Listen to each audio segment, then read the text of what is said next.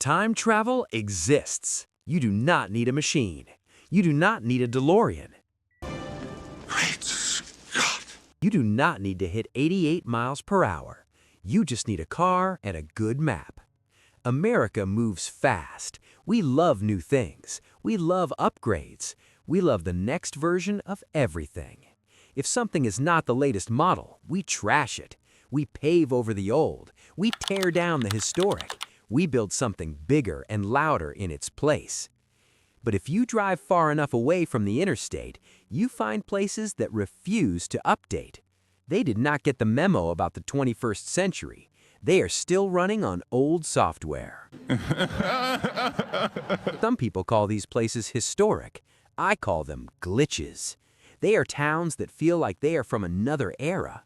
Maybe the 1800s, maybe the 1950s, maybe a time that never really existed at all. They are strange, they are stubborn, and honestly, they are probably smarter than we are. We chase progress until we crash. They just stay put. They dig their heels in. They say no to the future. Today, we are visiting 6 of them. We are not taking a slow, scenic route. We are going to look at why they are stuck and why that might be a good thing. We are going to count them down. We are starting with the most extreme example, the place that is literally falling apart. Keep your hands inside the vehicle. Do not touch the locals. And try not to check your phone. The signal is probably terrible anyway. Number 1 is Centralia, Pennsylvania. This town is not just stuck in the past, it is actively dying, and it has been dying for 60 years. There is a coal fire burning underneath the ground. It started in 1962. It was supposed to be a quick fix. The town wanted to clean up the landfill before Memorial Day. They planned to burn some trash, put out the fire. Easy. It was a routine job. Well, the fire did not go out. It spread. It got into the coal seams.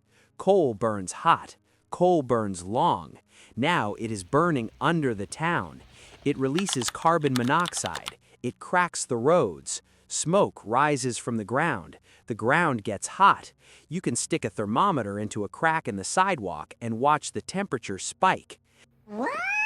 The government bought out most of the residents. They told them to leave. They said it was not safe. They said the town was condemned.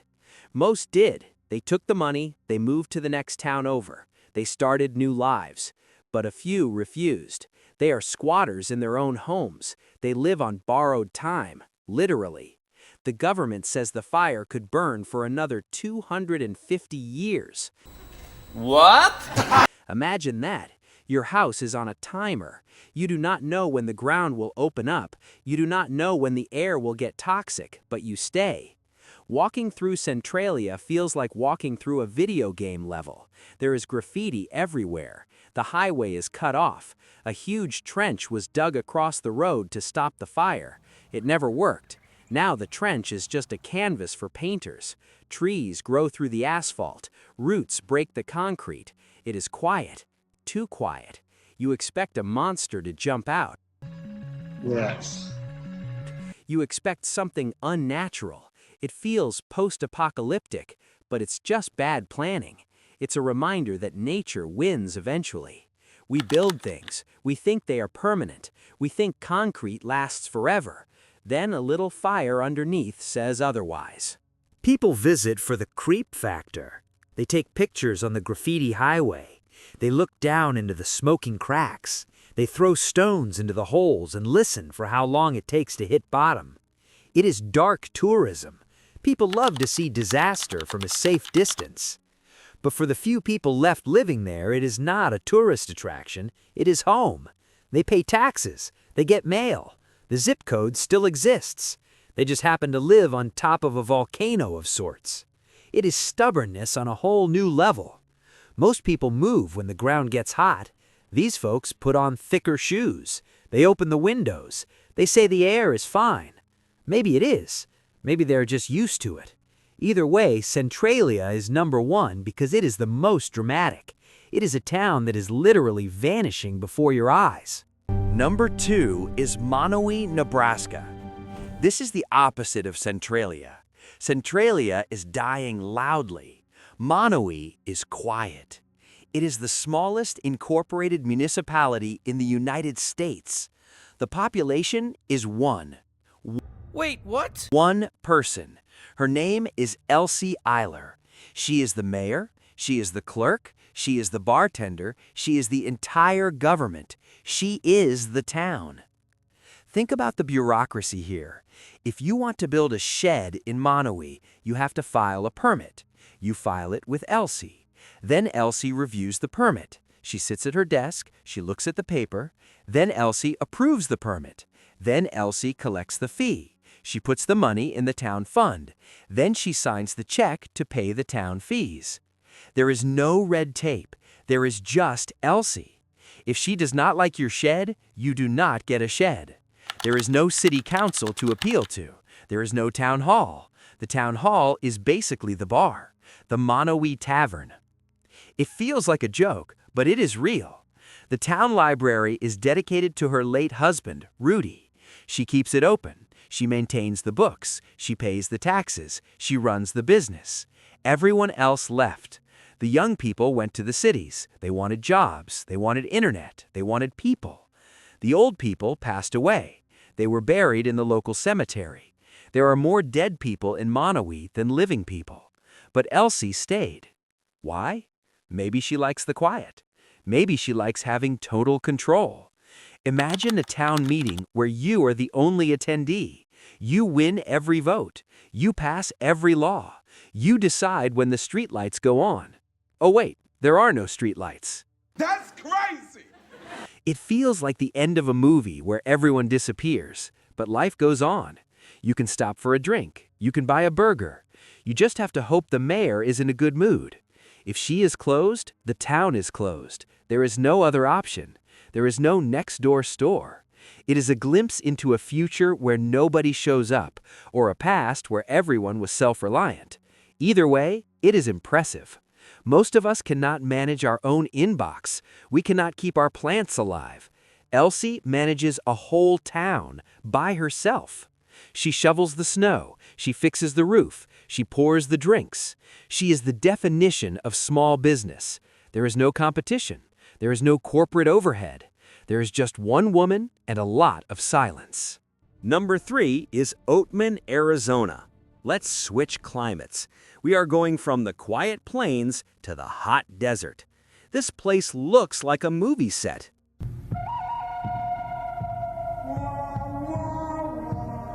Actually, it was a movie set. Movies were filmed here, but people live there too. It is an old gold mining town. The gold is gone, the miners are gone, the wealth is gone. But the burros are still here. Really? Burros are donkeys, wild burros. They are descendants of the pack animals used by the miners. When the mines closed, the miners set the animals free. They said, "Good luck."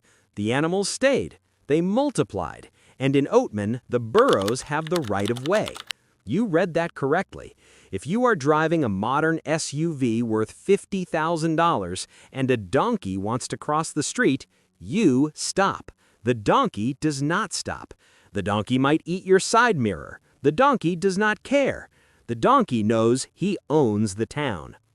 The town looks like the Wild West. Wooden boardwalks, saloons, gunfight reenactments at noon. Actors dress up, they shoot blanks, they fall down dramatically. It is touristy, yes, it is cheesy, absolutely, but it feels authentic because the animals are real. They wander freely. They sleep in the shade of parked cars. They lean against the walls. They beg for lettuce. You can buy bags of lettuce at the general store specifically for burro bribes. It is the local currency. It feels like 1885. There are no traffic lights. There are no stop signs. There are just donkeys. It forces you to slow down. You cannot rush through Oatman. You have to navigate around livestock. You have to wait for a burro to finish chewing. It is annoying if you are in a hurry, but who is in a hurry in the middle of the desert? The town survives on nostalgia. People want to feel like cowboys for an afternoon. They want to see something that does not look like a suburb. They want dust. They want heat. They want danger.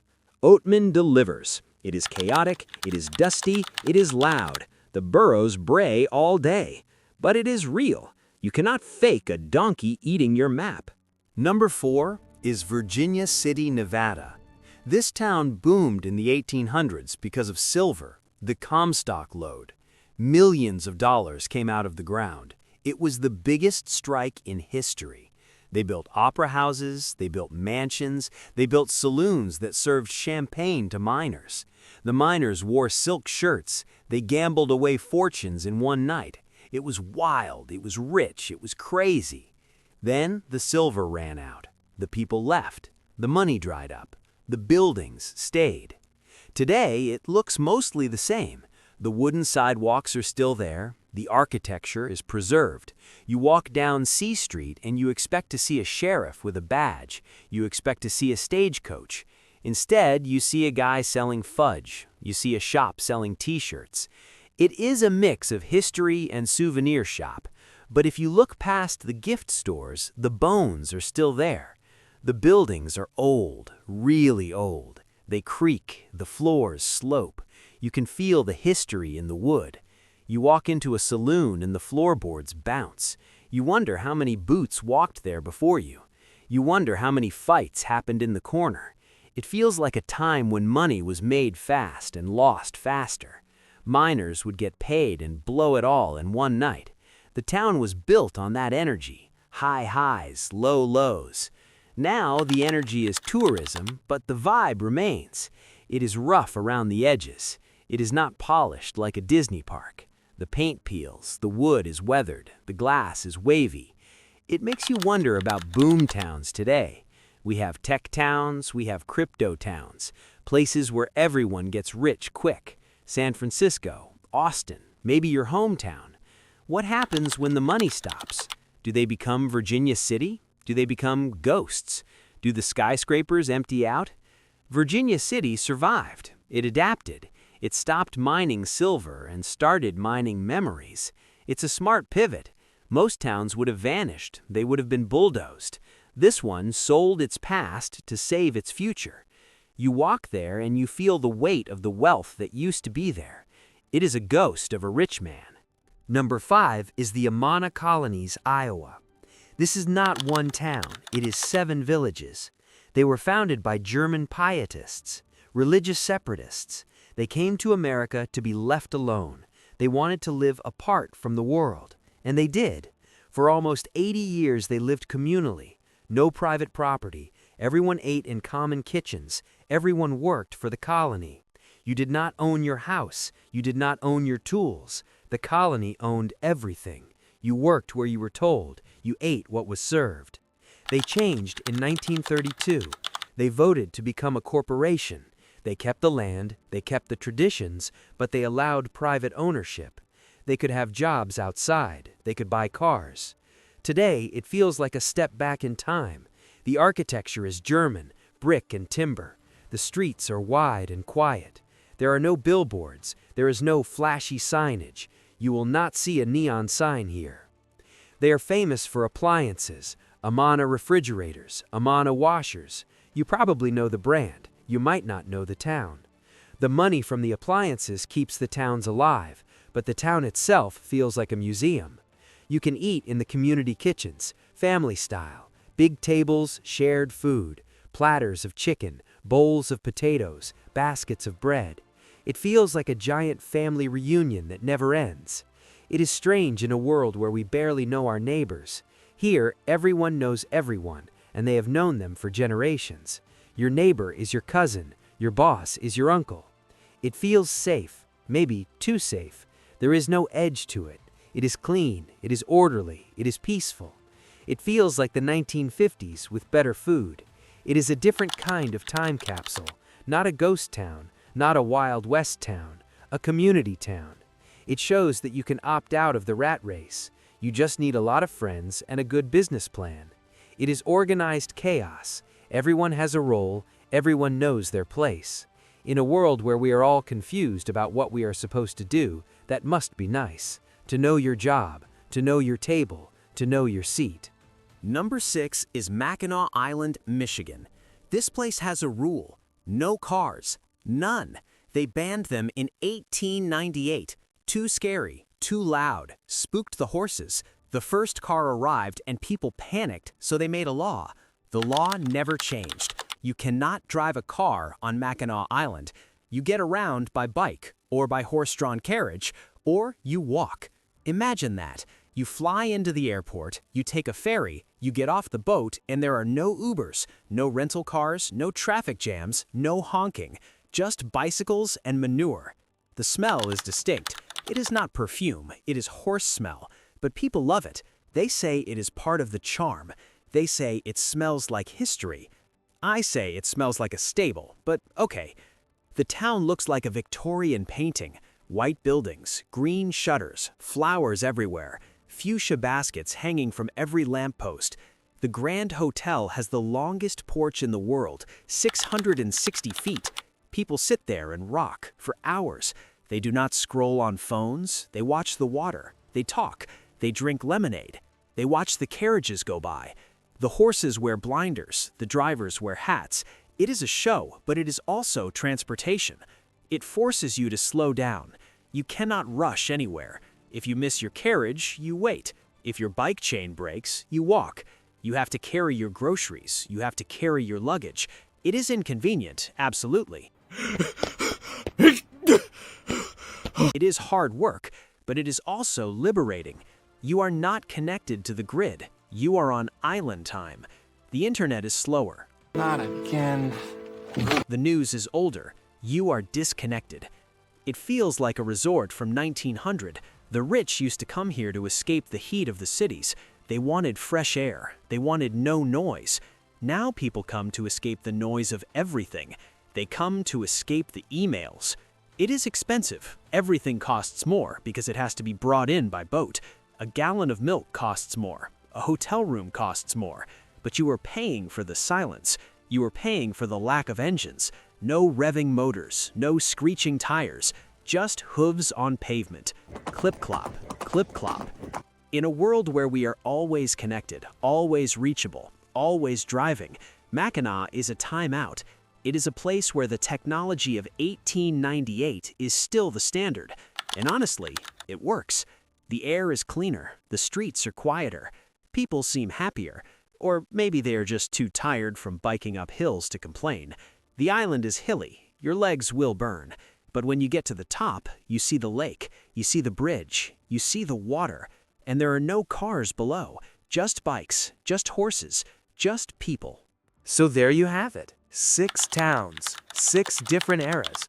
A fire burning in Pennsylvania, one woman ruling a town in Nebraska, donkeys running traffic in Arizona, silver ghosts in Nevada, communal living in Iowa, no cars in Michigan. They are all different, but they share one thing. They refuse to conform. America loves standardization. We love chain stores. We love same-day delivery. We love knowing exactly what to expect. We want the same coffee in every city. We want the same hotel room. We want predictability. These towns break that pattern. They are weird. They are inefficient. They are sometimes inconvenient. You cannot get a latte in Manawi. You cannot drive to the store in Mackinac. You have to watch out for donkeys in Oatman. But they are alive. They prove that progress is not a straight line.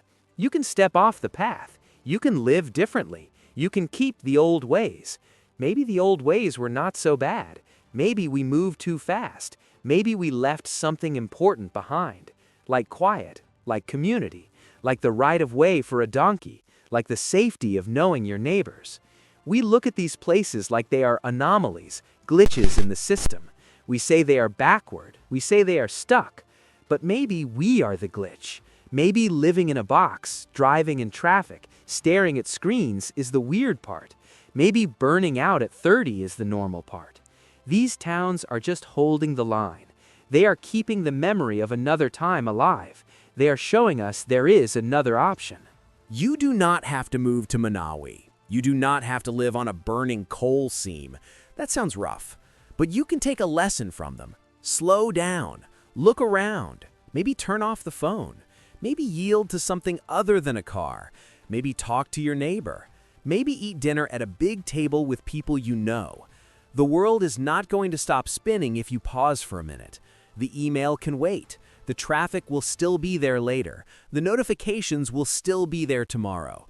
But the moment is now. And these towns know that better than anyone. They are living in the moment, even if the moment is 80 years ago. If you enjoyed this trip through the time zones of America, do me a favor, hit subscribe. It helps the channel. It helps us find more of these strange spots. It keeps the lights on, unlike in Centralia. And leave a comment. Tell me which one you would visit. I want to know. I really do. Tell me why. Tell me what you think you could handle. Until next time, keep driving, keep looking, safe travels, watch the road, and remember, time is relative, especially in America.